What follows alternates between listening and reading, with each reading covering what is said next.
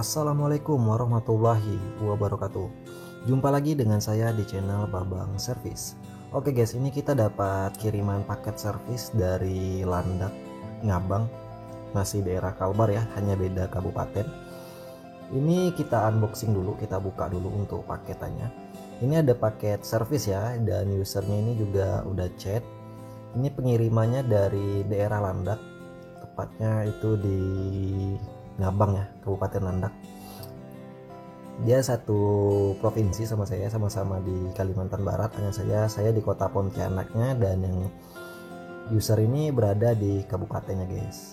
Nah ini ceritanya begini ya, user ini beli LCD online, dia ganti LCD sendiri ya, pasang LCD sendiri, dan ini LCD nya kontras atau LCD KW, jadi otomatis nengge ya, nggak mau rapat. Nah ini jadi ketika LCD-nya ini belum dipasang, ditekan sama pemiliknya. Sekali ditekan di bagian bawahnya pecah guys. Dan ini bisa dilihat ya, cuma dikasih dia lakban dan ini nggak bisa rapat. Ini serinya J730. Dan yang punya juga itu udah belikan touchscreen-nya guys. Jadi dia pesan online juga untuk touchscreen-nya. Karena mengingat di bawahnya pecah, jadi ini juga salah satu kendalanya ya. Jadi kalau misalkan untuk teman-teman pemula, kalau misalkan beli LCD online ya usahakan jangan iseng-iseng pasang sendiri, apalagi Samsung dengan LCD KW-nya ya. Bagus serahkan kepada ahlinya saja, cari teknisi terdekat ya. Minta tolong pasangkan ya, biaya juga nggak mahal guys. Jangan berpikir oh biaya dipinta misalkan 100.000.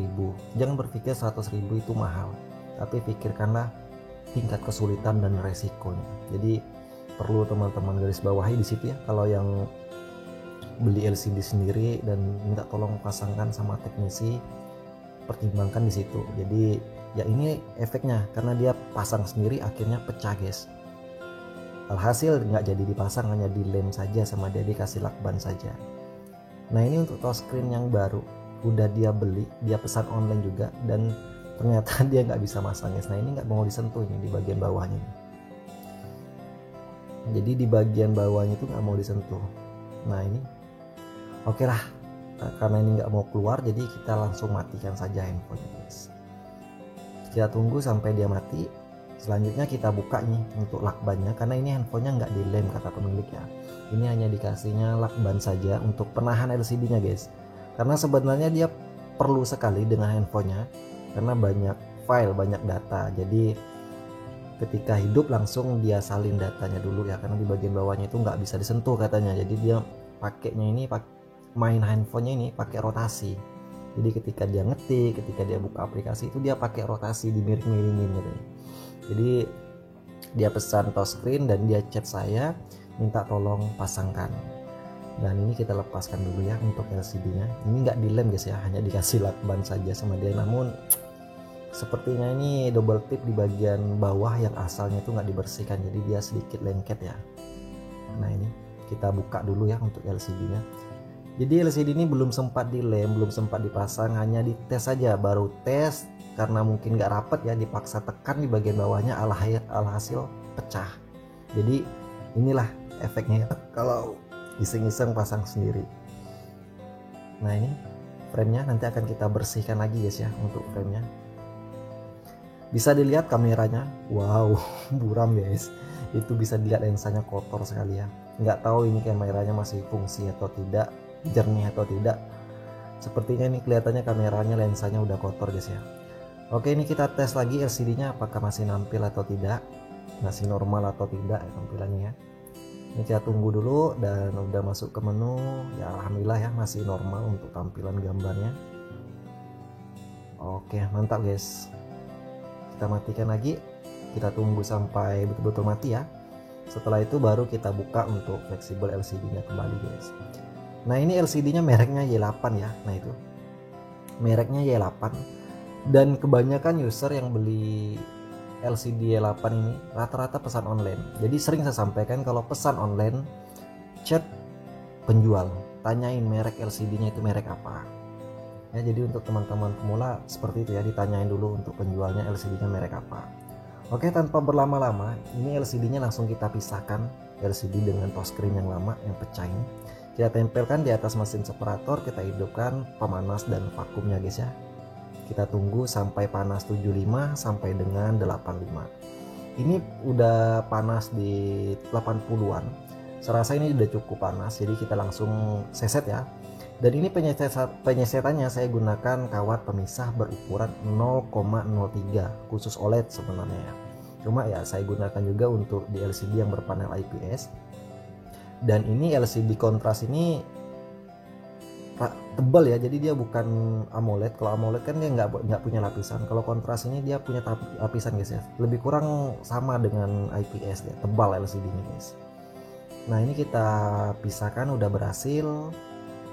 Selanjutnya, nah ini bekas-bekas lem Oka yang lama bakalan kita bersihkan dulu ya. Nah ini kaca yang lama touchscreen-nya. Kita tempelkan lagi untuk LCD-nya ini. Wah ini agak ngangkat deh guys, kena panas ya. Gak apa-apa, nanti kita rapatkan lagi. Selanjutnya ini bekas lem Oka yang lama kita bersihkan dulu ya. Di sini saya menggunakan bantuan mekanik IR10 Pro. Jadi saya bersihkan dulu bekas-bekas lem Oka-nya. Selanjutnya kita bersihkan secara keseluruhan menggunakan minyak kayu putih dibantu dengan tisu. Nah ini kita bersihkan secara keseluruhan dan hasilnya bersih guys, mantap. Oke, balik lagi ke meja operasi. Nah ini kaca touchscreen yang lama ya, touchscreen yang lama, dan ini touchscreen yang baru. Langsung saja kita tes ya. Ini LCD udah berhasil kita pisahkan, namun belum saya tes guys. Jadi ini akan saya tes ya, sekaligus tes touchscreen yang barunya berfungsi atau tidak. Dan ini framenya juga udah saya bersihkan guys ya, bekas-bekas lem yang lama. Nah ini saya pasangkan kembali untuk fleksibel LCD-nya dan langsung kita tes ya, LCD-nya masih normal atau tidak, sekaligus touchscreen-nya. Bismillahirrahmanirrahim. Alhamdulillah masih nampil Samsung Galaxy J7 Pro. Kita tunggu dulu ya untuk proses loadingannya sampai masuk ke menu. Nah ini kita tunggu dulu. Alhamdulillah masih mau masuk menu ya. Sepertinya ini tampilan LCD normal-normal saja ya, nggak ada cacat. Coba kita masuk ke latar putih. Bintang pagar 0, bintang pagar. Kita tes untuk touchscreen yang barunya ya, berfungsi dengan baik atau tidak. Wah ini mantap guys, ini touchscreen-nya berfungsi dengan baik ya. Normal, ini touchscreen-nya mantap ya, nggak ada bermasalah di sentuhannya. Dan ini kita hanya jasa saja ya, jasa pemasangan saja. Dan untuk biayanya no comment. Jadi ya sesuai tingkat kesulitan guys ya. Walaupun ini LCD KW, pertimbangkan resiko. Jadi penting saya sampaikan untuk teman-teman pemula, pertimbangkan resiko. Jadi ketika dapat jasa seperti ini, jasa nge-repair gelas, nge-repair touchscreen, nge-repair LCD, itu pertimbangkan LCD ya, resikonya. Jangan hanya berpikirkan uang dan uang saja. Kita lebih jauh berpikir ke resikonya guys ya. Nah ini kita lepaskan kembali untuk touchscreen-nya dan kita fokus ke area LCD guys ya. Nah ini framenya kita pinggirkan dulu. Dan untuk teman-teman yang udah lama bergabung mungkin udah tahu ya, saya di sini tidak menggunakan Oka kering, melainkan menggunakan Oka basah atau Oka cair. Yang ditakutkan oleh para teknisi pemula umumnya itu kalau Oka cair ini kan rembes. Jadi jadi istilah lainnya itu LCD masuk ke dalam lem Okanya masuk ke dalam lapisan LCD. Jadi rembes dia, kelihatan seperti awan mendung, dia jelek guys ya, seperti LCD habis kena air. Nah untuk menghindari rembes tadi, triknya simpel. Jadi di bagian pinggiran LCD-nya ini saya tutupin menggunakan lem T7000 berwarna hitam. Oke, langsung saja kita tutupin ya area pinggirannya. Nah untuk pinggiran LCD-nya kita tutupin seperti ini ya, kita beri lem, kita totol-totol seperti ini, bukan ditarik ya, karena kalau ditarik lemnya itu nggak lengket sempurna dia guys. Jadi untuk pemberian lem T7000-nya ini, pemberiannya itu ditotol-totol seperti ini agar lemnya itu betul-betul menempel sempurna ya di bagian pinggiran LCD-nya. Jadi tidak ada celah, tidak ada ruang yang membuat lem Oka cairnya nanti bisa masuk ke dalam lapisan LCD. Nah ini kita kelilingin, kita ratakan ya.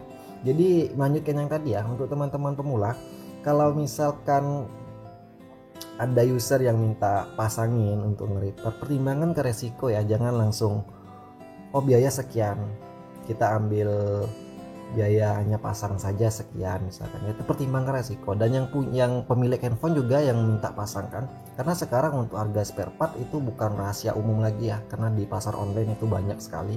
Jadi untuk user juga bisa cek nih harga LCD berapa, touchscreen berapa. Kok kenapa biaya servisnya mahal? Bukan berarti kita teknisi ini mata duitan, enggak. Tapi kita itu berpikirnya resikonya. Bukan hanya duitnya saja atau uangnya saja, tapi kita berpikir itu resikonya. Kita menanggung resiko yang gede loh, ini LCD. Salah-salah dikit bisa rusak ini LCD orang.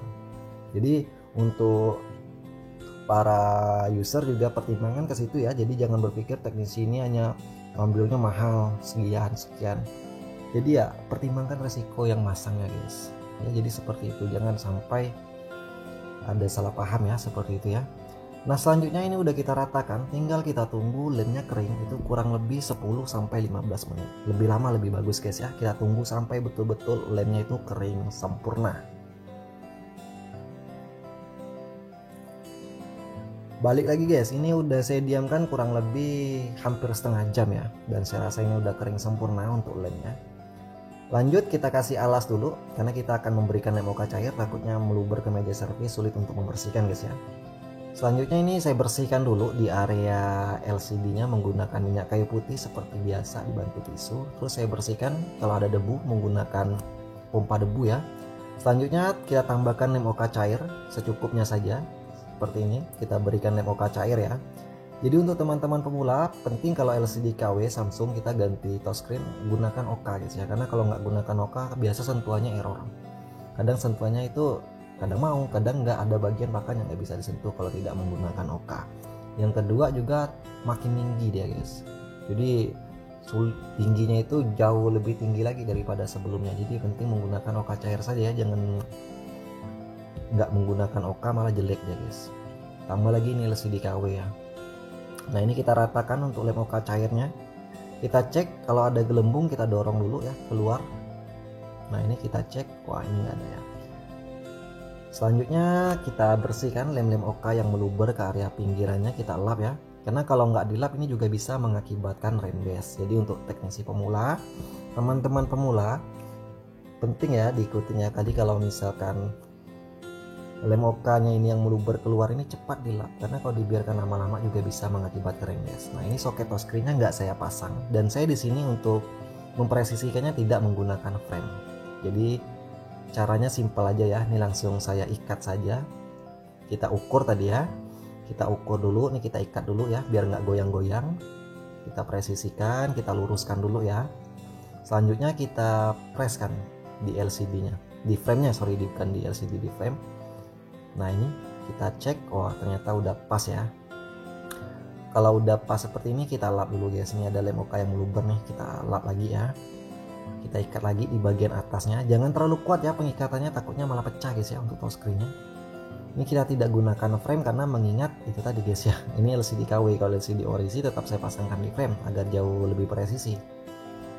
Karena ini LCD KW dia juga nggak bisa rapat di frame ya, jadi kita ukur aja ya. Kalau pas hajar. Selanjutnya ini kita lap, kita bersihkan lem OK-nya. Nah ini, wah kita bersihkan lagi ya. Di layarnya juga kita bersihkan dulu. Jadi konsumen ini sebenarnya lucu guys ya, beli LCD KW tahu-tahu pecah, beli touchscreen lagi minta pasangkan, ribet sebenarnya. Oke lanjut aja ya, tinggal kita keringkan LCD-nya guys. Oke, untuk proses pengeringan lem OK cair perlu saya sampaikan, pengeringannya itu menggunakan lampu ultraviolet. Jadi lem OK cair tidak akan mau kering kalau tidak terkena lampu UV. Jadi kita diamkan dulu dalam lampu UV kurang lebih 30 menit. Balik lagi guys, ini kurang lebih 30 menitan saya diamkan. Ini udah kering sempurna saya rasa ya untuk lem OK cairnya. Nah ini hitam pekat, mantap ya. Lanjut kita bawa ke meja eksekusi kembali guys. Oke, ini kita udah berada di depan di meja eksekusi. Kita lepaskan kembali untuk karetnya. Yang di atas saya ngeri guys ya, karena di bagian situ ada fleksibel, jadi saya putuskan saja karetnya. Nah ini selanjutnya kita lap dulu lem OK-nya, bekas-bekas lem OK-nya ya, menggunakan minyak kayu putih lagi dibantu tisu. Nah ini kita bersihkan bekas-bekas lem yang meluber ke pinggiran juga kita lap. sampai bersih guys ya, walaupun ini pemasangannya nggak mungkin bisa rapat itu udah pasti, karena ini LCD KW, setidaknya kita rapikan saja ya. Dan ini udah saya konfirmasikan juga sama yang punya, kenapa kemarin nggak beli LCD ori saja, yang ya kalau ori Super AMOLED ya mahal lah ya, ori OLED aja lah. Ori OLED itu kalau nggak salah di online itu harganya kisaran di harga 400-an, nggak terlalu mahal ya. Selanjutnya kita tes dulu ya. Wah, alhamdulillah mantap. J7 Pro kita lap dulu ya untuk layarnya agar enak dipandang, agar kinclong. Ya lanjutkan yang tadi ya, jadi saya tanya usernya kenapa nggak beli LCD ori, katanya mahal. Nah HP ini sebenarnya yang diperlukan data-datanya saja, ya oke lah. Jadi kalau saya pribadi dapat servisan orang mau ganti LCD KW di Samsung yang layar Super AMOLED, itu rata-rata saya tolak guys. Kenapa saya tolak? Karena LCD KW, LCD kontras itu betul-betul nggak bisa rapat. Akhirnya apa? Jelek, dan kita pun malu menyerahkan handphone ke konsumen. Lebih baik kita sarankan yang OLED, tapi pemasangan bisa rapi dan kita pun pede menyerahkan kepada konsumen tadi. Dan kita jelaskan nih, perbedaannya apa. Kalau ya pakai yang kontras seperti apa LCD-nya, yang KW seperti apa LCD-nya. Jadi ya penting disampaikan dulu ya, jangan kita langsung tembak harga saja. Jadi kadang konsumen pun nggak ngerti, nggak paham ya guys. Oke, ini mantap ya, nggak ada rembes bening. Ada bekas kuning, itu bekas ikatan karetnya saja, itu bakalan hilang guys ya, bukan rembes. Nah ini kita bersihkan dekat kaca kameranya ya, walaupun ini saya nggak yakin kameranya bakalan jernih guys, karena ini lensanya udah kotor ya. Nah ini udah kotor ini lensanya guys. Ya nggak apa-apa, kita lap saja ya. Langsung kita pasang ya. Namun ini LCD KW nggak bisa rapat, jadi ya untuk memperkuat LCD-nya agar nggak lepas di bagian bawahnya itu saya tambahkan double tip seperti ini ya, karena di bagian pinggiran frame-nya nggak mungkin bisa rapat untuk pengelemannya. Jadi ya untuk biar dia nggak lepas LCD-nya, jadi saya tambahkan double tip seperti ini untuk menahannya ya. Selanjutnya baru saya tambahkan lem di pinggiran frame-nya, ini menggunakan T7000 berwarna hitam, lem khusus LCD ya. Nah jadi seperti ini ya step by stepnya kalau untuk teman-teman pemula ingin ganti touchscreen, terutama di HP Samsung apalagi itu LCD KW, ya hati-hati saja ya, karena renggang nggak bisa rapat. Dan kalau LCD ori ya syukur, karena LCD ori itu yang sulitnya hanya membuka dari frame saja. Setelah terbuka dari frame itu enak sekali ngerjakannya guys. Maka saya lebih suka itu kalau Samsung sebenarnya LCD ori ngerjakan daripada LCD KW gini. Karena yang pertama itu bingung mau patok biaya berapa, karena kasihan juga kan sama konsumen kalau kita patok biaya tinggi, sedangkan dia beli LCD-nya aja udah berapa LCD KW, terus pecah seperti ini, beli lagi touchscreen-nya bingung juga mau patok biaya berapa, kasihan juga ya. Dan tinggal saya sesuaikan saja. Nah ini kita kasih lakban dulu untuk fleksibelnya. Selanjutnya nah ini saya presisikan soketnya, dan nah ini kita jangan paksa rapat ya, karena nggak mungkin bisa rapat ya. Seperti ini tinggal dinikmati saja. Jadi user ini sebelumnya mungkin dipaksa rapat di bagian bawah, alhasil pecah. Sebenarnya ini nggak bisa dipaksa rapat, dibiarkan saja, dia memang udah renggang, karena nggak mungkin rapat. Karena kalau LCD kontras, LCD KW itu memang LCD-nya tebal guys, jadi kayak manapun nggak akan bisa dipaksa rapat. Nah makanya kalau misalkan untuk teman-teman pemula kalau mau beli LCD, usahakan cek dulu ya penjualnya. Kalau bisa langsung beli yang OLED saja. Kalau nggak bisa beli yang Super AMOLED, usahakan beli yang OLED saja. Nah ini udah selesai, tinggal kita tunggu lemnya kering ya. Namun ini nggak tersut sampai akhir guys ya, karena ada kesibukan lain, jadi saya stopkan sampai di sini. Nah ini udah selesai. Jangan lupa untuk support dengan cara like, subscribe, dan aktifkan tombol lonceng notifikasinya. Ini kita hidupkan dulu. Bismillahirrahmanirrahim. Mantap. Oke, sampai jumpa di video berikutnya. Wassalamualaikum warahmatullahi wabarakatuh. Bye bye.